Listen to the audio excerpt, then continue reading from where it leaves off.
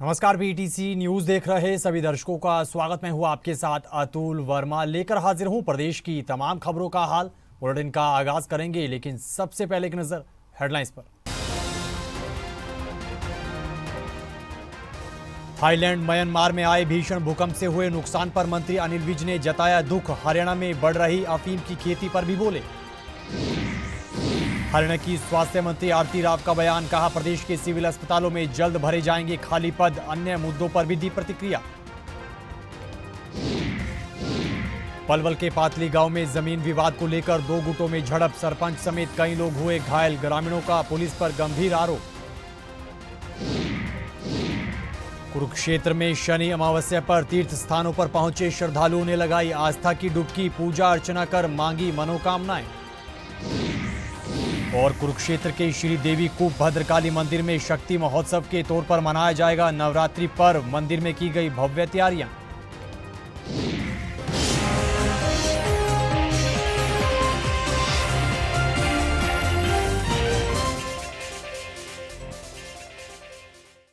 तो चलिए बुलेटिन का आगाज करेंगे अहम खबर के साथ। थाईलैंड और म्यांमार में आए भीषण भूकंप से हुए नुकसान पर प्रदेश के मंत्री अनिल विज ने दुख जाहिर किया है। इस दौरान हरियाणा में बढ़ रही अफीम की खेती पर मंत्री अनिल विज ने प्रतिक्रिया दी है। इस दौरान सदन में पूर्व सीएम भूपेंद्र सिंह हुड्डा के साथ हुई नोकझोंक और सुरजेवाला के बयान पर उन्होंने पलटवार भी किया है।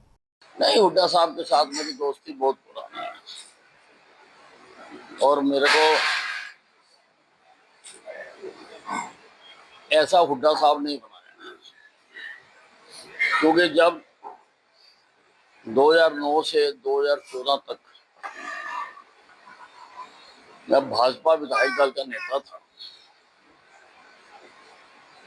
तो ये हमको बोलने नहीं देते थे, हमारे माइक बंद कर देते थे, हमें उठा उठा के बाहर फेंकते थे। तो उससे ही मैं ऐसा बना। उससे पहले तो मैं सीधा साधा आदमी था। अब देखिए, सुरजेवाला जी बहुत समझदार हैं, लेकिन वो हार की कुंठा से ग्रसित है और उससे वो बाहर नहीं निकल पा रहे। वो उनकी पार्टी द्वारा उनको निगलेक्ट एंड इग्नोर करने से दुखी है, इसलिए नेगेटिविटी उनके ऊपर बहुत हावी है। देखिए, सरकार को जैसे ही इसके संज्ञान में बात आई तो सरकार अब सब जगह पर कार्रवाई कर रही है और बाकी जगहों पर भी जहां पर जानकारी मिल रही है कानूनों के तहत सख्त से सख्त कार्रवाई इनके खिलाफ की जाती है। देखिए, ये प्राकृतिक त्रासदी है, बहुत बड़ा भूकंप आया है, 7.7 स्केल का भूकंप आया है और ना केवल बर्मा में, बैंकॉक में भी, थाईलैंड में भी उसके झटके महसूस किए गए हैं। बड़ी बड़ी इमारतें गिरती हुई दिखाई गई हैं। हमारे प्रधानमंत्री नरेंद्र मोदी जी ने इसको देखते हुए हर प्रकार की मदद का ऐलान किया है। हरियाणा के सिविल अस्पतालों में खाली पड़े पदों को जल्द भरा जाएगा और तमाम स्वास्थ्य सुविधाएं उपलब्ध करवाई जाएंगी, ये कहना है प्रदेश की स्वास्थ्य मंत्री आरती राव का। चरखी दादरी पहुंची आरती राव ने तमाम मुद्दों को लेकर प्रतिक्रिया दी। आगामी वित्त वर्ष के दौरान हरियाणा में स्वास्थ्य सेवाओं का विस्तार किए जाने की बात कही। वहीं मंत्री आरती राव ने गन कल्चर के गानों पर रोक लगाने के नायब सैनी सरकार के फैसले का स्वागत किया। आरती राव पूर्व मंत्री सतपाल सांगवान के निधन पर शोक जताने पहुंची थी। पूरी कोशिश करें कि आने वाले वक्त में जो भी कमियां हैं डॉक्टरों को लेकर या एएनएम को लेकर हम पूरी करें। तो पहले से मेरे को लगता है पिछले 6 महीनों में लोगों को फ़र्क दिखने लगा है और आने वाले वक्त में देखेंगे कि हम और भी ज़ोर शोर से काम कर रहे हैं। सबसे बड़ी प्रॉब्लम आज के दिन चरखी दादरी में सिविल अस्पताल में सारी चीज़ें नहीं हैं। डॉक्टर पूरी तरह तैनात नहीं है, मुझे मालूम है, और इसके साथ साथ यहाँ पे मशीनरी भी नहीं है। तो हमारा और सैनी साहब की सरकार का ये आने वाले वक्त में ये है कि जो सिविल हॉस्पिटल्स हैं पूरे हरियाणा में, जो भी वैकेंसीज़ हैं पहले सिविल हॉस्पिटल्स में पूरी की जाएंगी, जहाँ मशीनों की जहाँ भी जहाँ कम हैं वो भी पूरी की जाएंगी। तो आने वाले 6 महीने में मैं इस पे ही।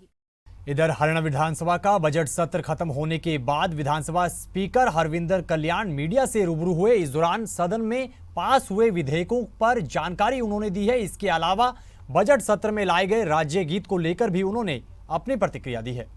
जो 7 तारीख को बजट सत्र शुरू हुआ था और कल 28 मार्च को उसका समापन हुआ है, उसमें बहुत अच्छी जो भी सत्र की कार्रवाई इतने दिनों तक चली उसको आपने लोगों तक पहुंचाया, जन जन तक पहुंचाया। उसके लिए मैं विशेष रूप से आप सभी का धन्यवाद करता हूं। और ये बजट सत्र एक अपने आप में एक बहुत अच्छा ये रहा। इसके अंदर 13 सिटिंग्स इसमें हुई हैं और 13 सिटिंग्स के साथ साथ इसमें जो 5 दिनों का जो रिसेस पीरियड था उसमें बजट रिलेटेड जो कमेटीज थी उन्होंने अपनी मीटिंग्स की, उन्होंने बजट का अध्ययन किया और उसके बाद अपने सुझाव उन्होंने सदन के अंदर और सदन के माध्यम से सरकार को दिए।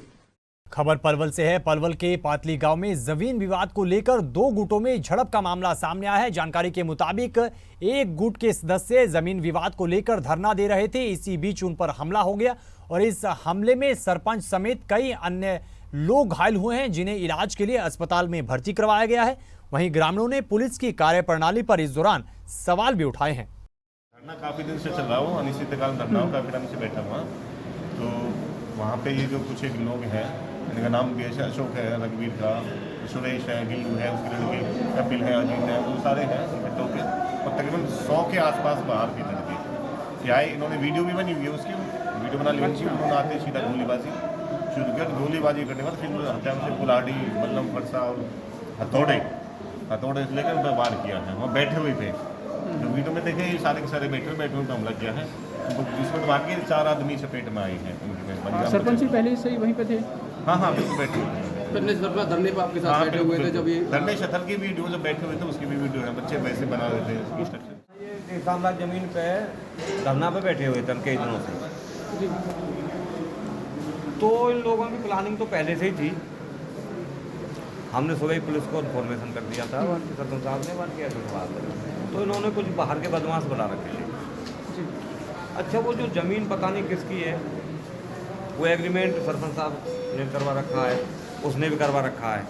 हमने भी इनके मालिक को बुलाओ, कौन मालिक है कि जो एक जगह एक ही एग्रीमेंट को 2 जगह कर रहा है। उसको कोई मैटर नहीं था उसमें। हम तो धरना पे बैठे राजू लोग। और आज शनि अमावस्या है। इस मौके पर कुरुक्षेत्र के तीर्थ स्थानों पर पहुंचे श्रद्धालुओं ने आस्था की डुबकी लगाई है और पिंडदान करते हुए पूजा अर्चना कर मनोकामनाएं मांगी है। कुरुक्षेत्र के ब्रह्म सरोवर, सनहित सरोवर और पिहोवा के सरस्वती तीर्थ पर श्रद्धालुओं ने शनि अमावस्या पर दान पुण्य पिंडदान करते हुए पूजा अर्चना की है। प्राचीन श्री दक्षिणमुखी हनुमान मंदिर के पुजारी ने बताया कि शनि अमावस्या के दिन पितरों की शांति के लिए दूध या फिर दूध से बनी वस्तुएं दान करने से पितृ प्रसन्न होते हैं और परिवार में शांति बनी रहती है।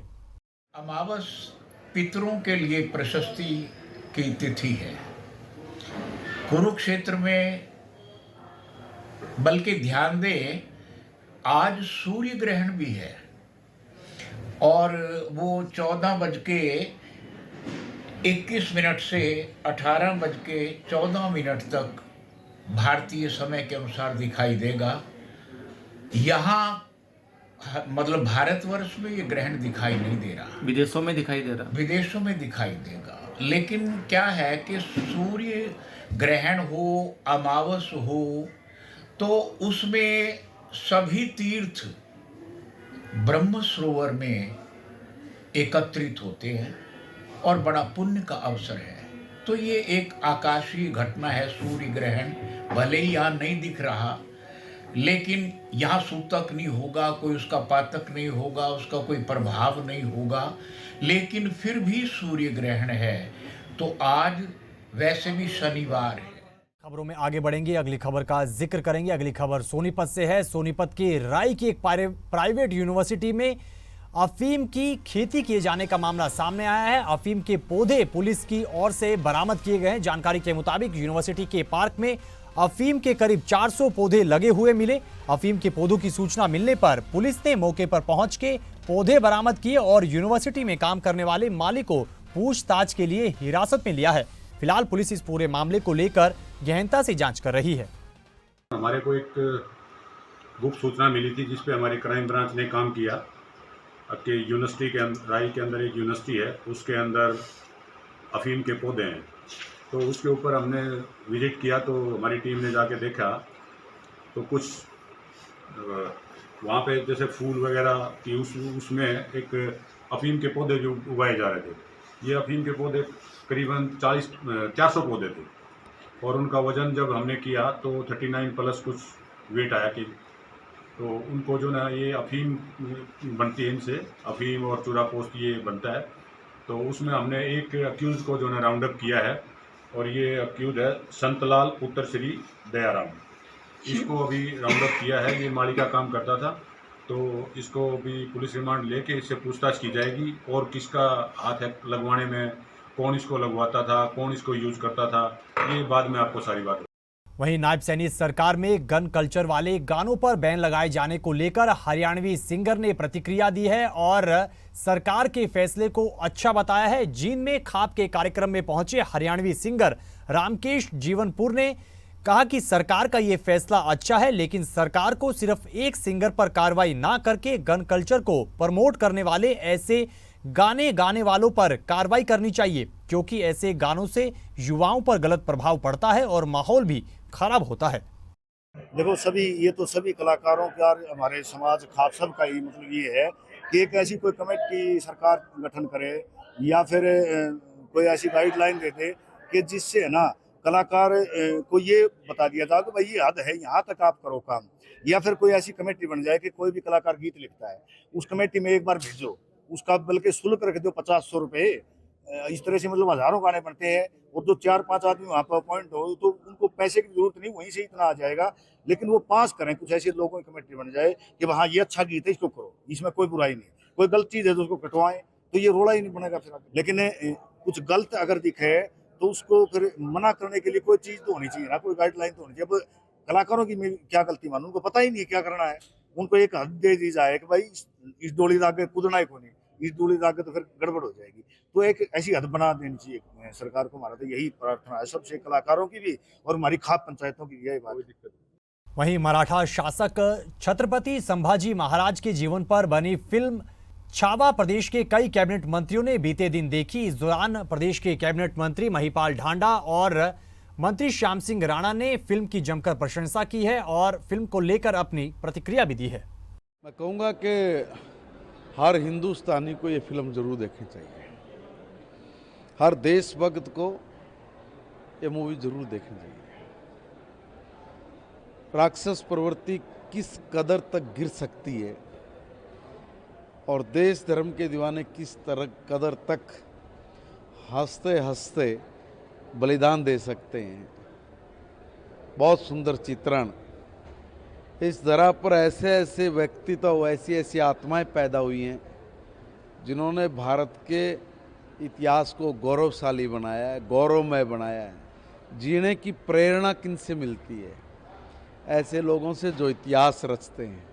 संभाजी ने इतिहास रचा, शिवा ने इतिहास रचा, तभी आज तक सारा देश ऐसे महापुरुष, ऐसे सूरवीरों से प्रेरणा लेके भारत को सुरक्षित और भारत को विश्व गुरु बनाने का सपना सजो के अपने संकल्प को सिद्धि तक लेकर जाने वाला है। खबरों में आगे बढ़ेंगे, अगली खबर का जिक्र करेंगे। कल से नवरात्रों की शुरुआत हो रही है। बात धर्मनगरी कुरुक्षेत्र की करें तो कुरुक्षेत्र के भद्रकूप श्री काली मंदिर में इस नवरात्र पर्व को लेकर खास तौर पर तैयारियां की गई हैं और इस नवरात्रि पर्व को शक्ति महोत्सव के तौर पर मनाया जाएगा। जानकारी के मुताबिक शक्तिपीठ मंदिर में भव्य तैयारियां कर ली गई हैं। मंदिर पीठ के अध्यक्ष ने बताया कि हिंदू नववर्ष विक्रमी संवत के मौके पर मंदिर के 108 फुट ऊंचे भवन पर भव्य आतिशबाजी का नजारा दिखेगा और ये बुर्ज खलीफा की तर्ज पर किया जाएगा और इसी दिन मां का खजाना श्रद्धालुओं में बांटा जाएगा। उन्होंने बताया कि पहले नवरात्र से लेकर 13 अप्रैल तक मंदिर में मंगल आरती, भंडारा और भजन संध्या का भी आयोजन किया जाएगा। श्रद्धा, प्रेम और विश्वास का अध्यात्म केंद्र हरियाणा का एकमात्र प्राचीन शक्तिपीठ श्री देवी को भद्रकाली मंदिर झांसा रोड कुरुक्षेत्र मां सती के 52 शक्तिपीठों में शोभायमान है। यहाँ मां सती का दायां टखना गुल्फ पावन पवित्र देवी कोप में विराजमान है और यहाँ भगवती मां प्रकट हुई सावित्री रूप में, स्थानु भैरव के रूप में यहाँ शक्तियाँ उत्पन्न हुई और यहाँ पर भगवान श्री कृष्ण बलराम का मुंडन संस्कार हुआ, ये ऐसी मान्यता है। और भगवान कृष्ण ने महाभारत काल में यहाँ पूजन किया पांडवों के साथ और विजय कामना के उपलक्ष्य में यहाँ घोड़ा दान किया। आज भी लोग भक्त माँ के दरबार में आते हैं, मन्नतें मांगते हैं और माँ भगवती सभी भक्तों की मन्नतें पूरी करती हैं और वे घोड़ा यहाँ पर अर्पित करते हैं। तत्कालीन महामहिम राष्ट्रपति सर्वश्री प्रणब मुखर्जी जी माँ भद्रकाली दरबार आए और उन्होंने भी यहाँ आकर माँ की भेंट स्वरूप चांदी के घोड़े अर्पित किए। तो इन तस्वीरों के साथ फिलहाल इस बुलेटिन में इतना ही, लेकिन पीटीसी न्यूज पर खबरों का सिलसिला बदस्तूर जारी है। आप बने रहिए पीटीसी न्यूज के साथ। फिलहाल के लिए दीजिए इजाजत। नमस्कार।